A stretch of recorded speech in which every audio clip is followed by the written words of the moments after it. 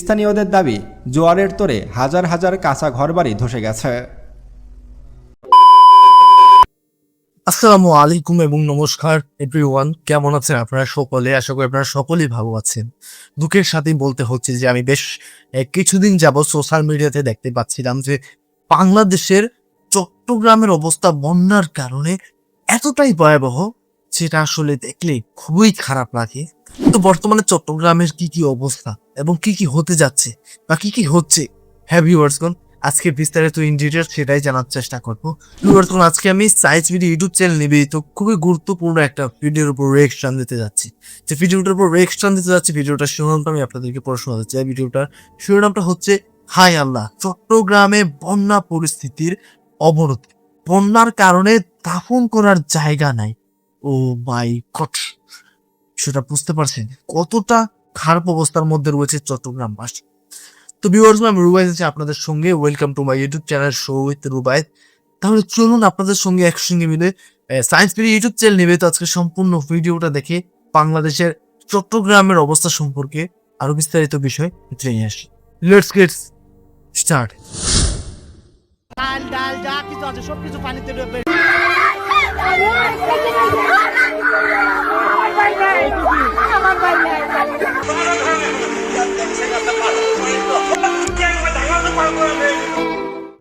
বন্ধুরা, টানা ভারী বৃষ্টি, পাহাড়ি ঢল আর একের পর এক পাহাড় ধসে আমাদের চট্টগ্রাম বিভাগের পরিস্থিতি এখন কতটা ভয়াবহ তা হয়তো আমরা অনেকেই পুরোপুরি আন্দাজ করতে পারছি না।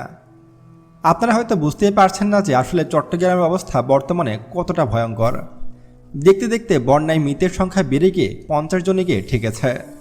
পরিস্থিতি এতটাই নির্মম যে মারা যাওয়া মানুষদের দাফন করার মতো শুকনো জায়গা পর্যন্ত পাওয়া যাচ্ছে না।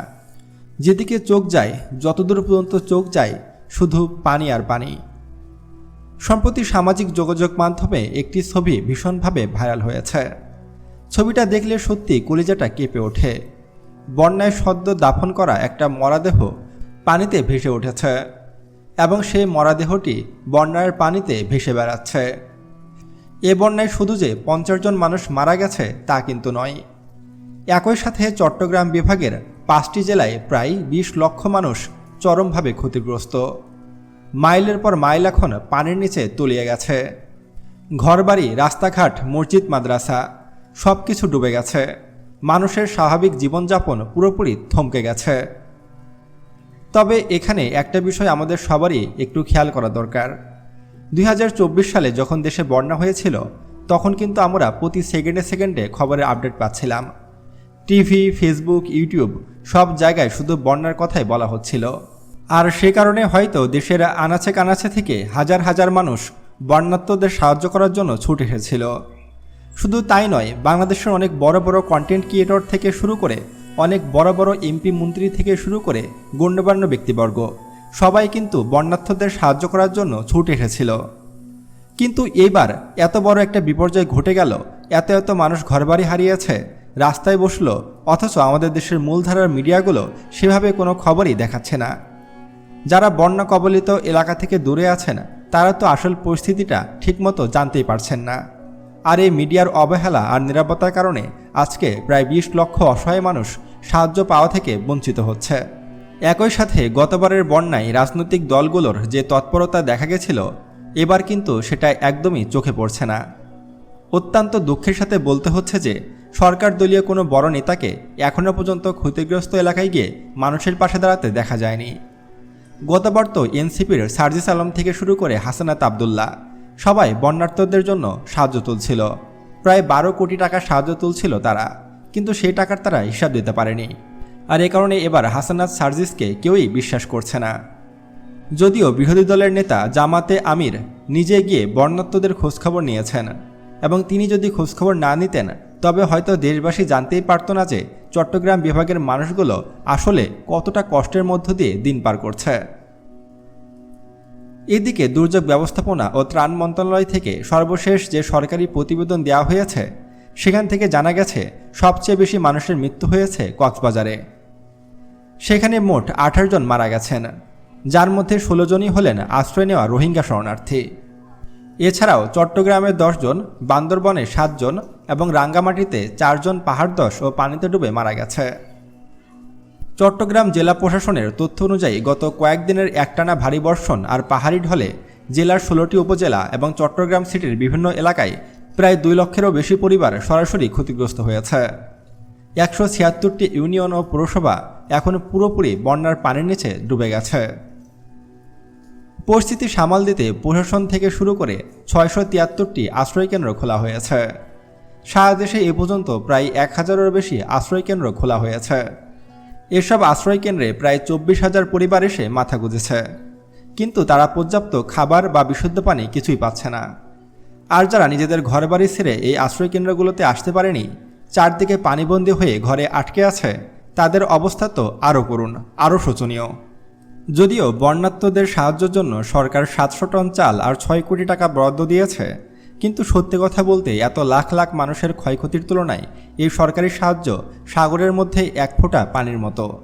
তারপরও এই 6 কোটি টাকা আর 700 টন চালের মধ্যে 90 ভাগই হয়তো নেতামন্ত্রীরা খেয়ে নেবে, আর অল্প কিছু চিরামুড়ি হয়তো এইসব অসহায় মানুষের কাছে গিয়ে পৌঁছাতে পারে। তো ভিউয়ার্স, আমি হাত জোর করে বলতে চাচ্ছি যাতে সরকারি বরাদ্দের সবটুকু অংশ যাতে এই অসহায় মানুষগুলোর কাছে যায়। ঠিক আছে, বাংলাদেশে যদি এখনো এগুলো হয় তাহলে কি স্বাধীন হলো আবার বাংলাদেশ?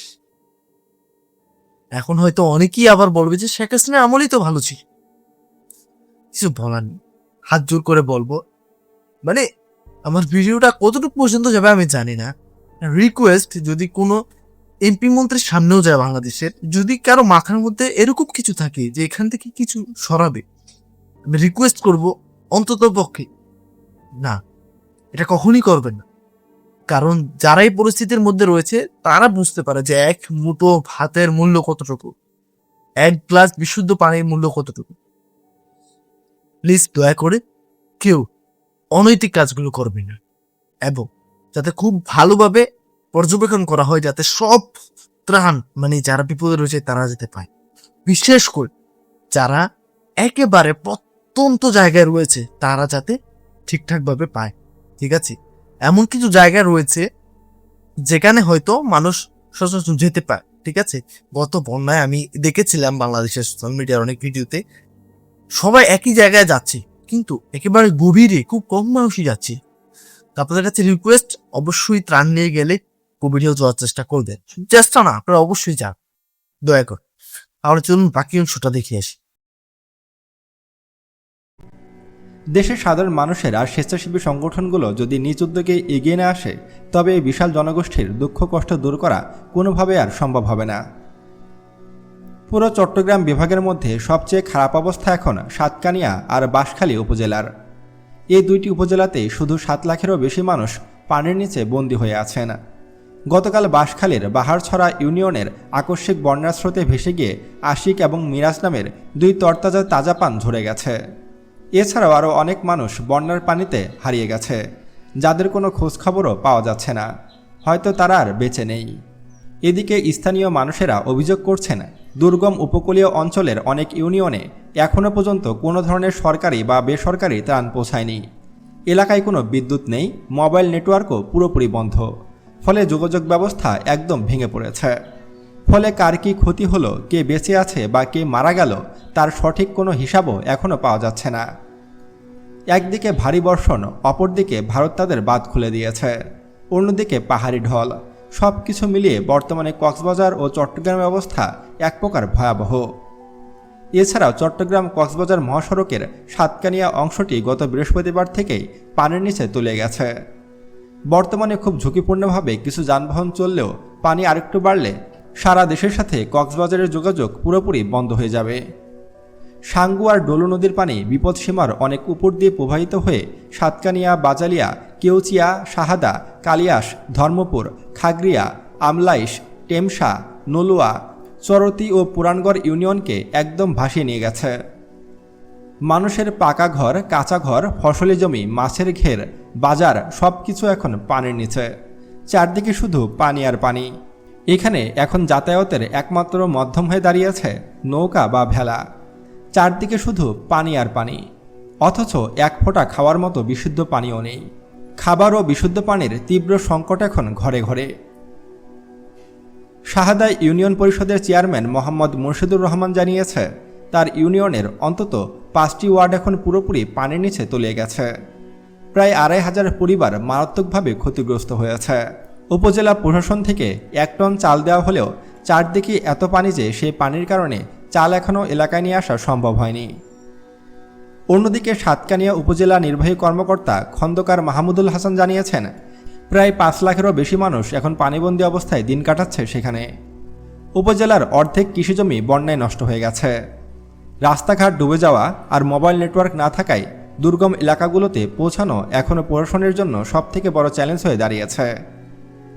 পরিস্থিতি নিয়ন্ত্রণে আনতে সেনাবাহিনী এখন স্পিডবোট ব্যবহার করা শুরু করেছে, কিন্তু শুধুমাত্র স্পিডবোটে করে এত বেশি টান পৌঁছে দেওয়া সম্ভব নয়।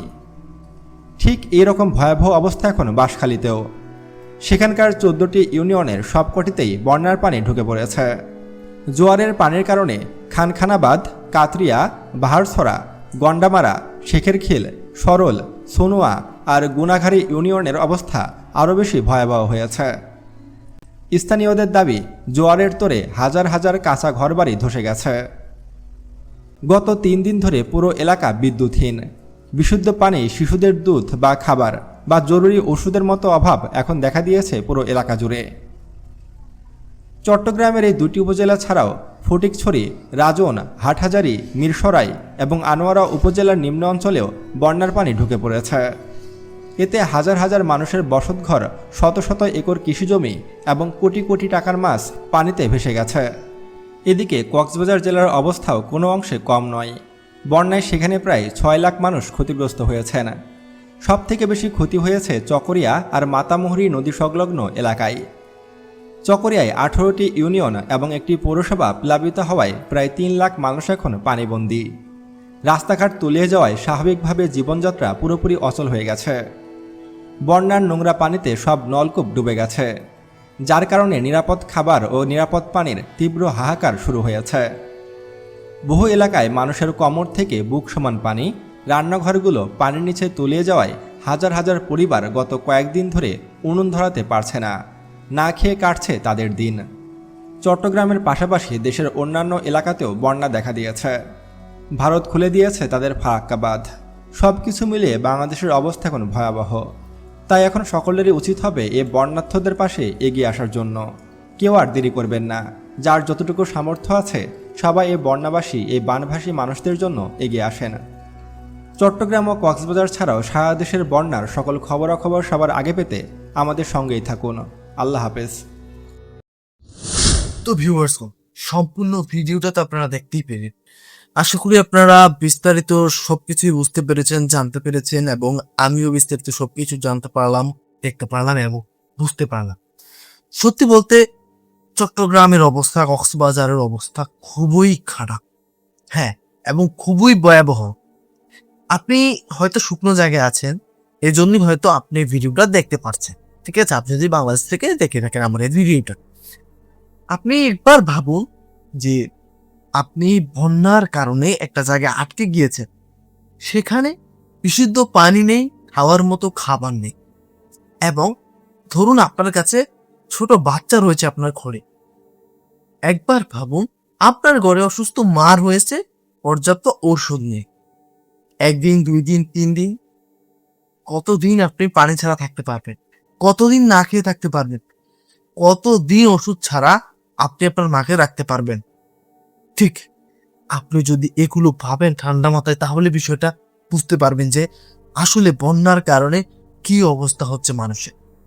দ্বিতীয় কথা আমি আপনাদেরকে বলতে চাই আমাদের ভারতের বিষয়টা, ঠিক আছে?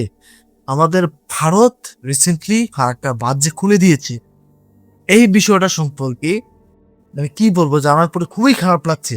হ্যাঁ, দেখুন, আমাদের ভারত যেটা চায়, আমি অনেস্টলি বলছি, চট্টগ্রামকে পুরো বিলীন করে দিতে চায়, একেবারে নাই করে দিতে চায়। চট্টগ্রাম যদি বিলীন হয়ে যায়, বাংলাদেশের অর্থনীতি একেবারেই শেষ, একেবারেই শেষ। দেখুন, বাংলাদেশ কিন্তু গার্মেন্টস এর দিক থেকে অনেক বেশি এগিয়ে বিশ্বের মধ্যে, আর এই গার্মেন্টস এর মালামালগুলো বিভিন্ন দেশে পাঠায় কিন্তু এই চট্টগ্রাম বন্দরকে ব্যবহার করে বিভিন্ন জাহাজের মাধ্যমে। আর এই চট্টগ্রাম এমন একটা জায়গা, যে জায়গাটা বাংলাদেশের সমুদ্রের সাথে সংযোগ করে দিয়েছে। আর এই চট্টগ্রাম যদি না থাকে, তাহলে বুঝতে পারছেন কি বলতে যাচ্ছে। তো ভিউয়ার্সগণ, কিছু বলার নেই আর। বাংলাদেশ যদি খুব দ্রুত ওই ফারাক্কা বাঁধের পানি আটকানোর কোনো ব্যবস্থা না করে, তাহলে প্রতি বছর এরকম ভাবে বিপদে পড়তে হবে। তো এই বিষয়টা নিয়ে আমি ব্যক্তিগতভাবে বলতে গেলে আমার খুবই খারাপ লাগছে। তো ভিউয়ার্সগণ, এই ছিল বিস্তারিত। তো ভিউয়ার্সগণ, আপনাদের কাছে হাত জোর করে রিকোয়েস্ট করব, আপনারা যে যেখানেই আছেন দয়া করে, ঠিক আছে, অবশ্যই আপনারা বন্যার্থদের সাহায্য করাতে এগিয়ে আসুন। কিছুক্ষণ আগে আপনাদেরকে উদাহরণের মাধ্যমে বুঝালাম যে আপনার ঘরে যদি বাচ্চা থাকে, অসুস্থ মা থাকে, তাহলে কি হতে পারে। দয়া করে যে যেভাবে পারুন টিম গঠন করুন, টিম গঠন করে আর্থিক ফান্ড কালেক্ট করুন এবং বন্যার্থদের পাশে যান। তো ভিউয়ার্স, এই ছিল বিস্তারিত। তো আজকে সম্পূর্ণ রিয়েকশন ভিডিওটা আপনাদের কাছে কেমন লেগেছে অবশ্যই কমেন্ট করে জানাবেন। যদি বিস্তারিত কোনো মতামত থাকে আপনাদের কমেন্ট করে জানাতে ভুলবেন না। আর ইনফরমেটিভ মনে হয়ে থাকলে আপনারা চাইলে আমার ইউটিউব চ্যানেল সাবস্ক্রাইব করতে পারেন, ভিডিওতে লাইক করতে পারেন। তবে বিদায় নিচ্ছি, এখানে দেখা হয় পরবর্তী কোনো একটা ভিডিওতে। ততক্ষণ পর্যন্ত সকালেই ভালো থাকবেন, সুস্থ থাকবেন। আল্লাহ হাফিজ।